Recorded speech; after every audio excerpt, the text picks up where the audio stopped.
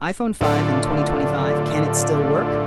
Everyone, welcome back to the channel. Today, we're going back in time to 2012 because I have here the legendary iPhone 5. Yes, the phone that was once Apple's pride and joy. But here's the big question. In 2025, does it still hold up? Let's find out. Segment 1, a quick look at history.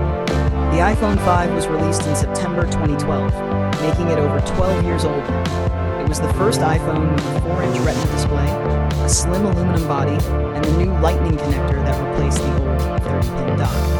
Back then, it was a huge upgrade, design and build. Just look at this design.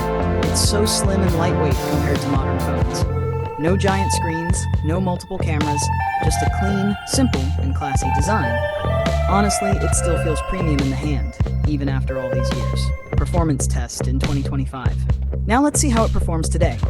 This one is running iOS 10, the last update Apple gave it. Opening apps is, well, let's just say it's not lightning fast anymore. But for basic things like calls, messages, and music, it's still okay.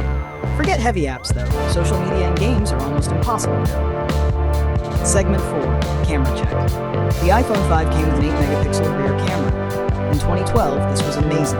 Today, it's decent for daylight shots, but don't expect night photography or fancy portrait modes. Still, it's cool to see how far we've come. Battery life and charging. This phone had a 1,440 milliamp hour battery. Back then, that was fine for a day's use. Today, if it even lasts a few hours, that's a win. And yes, it still charges with a lightning cable. So, can the iPhone 5 still work in 2025?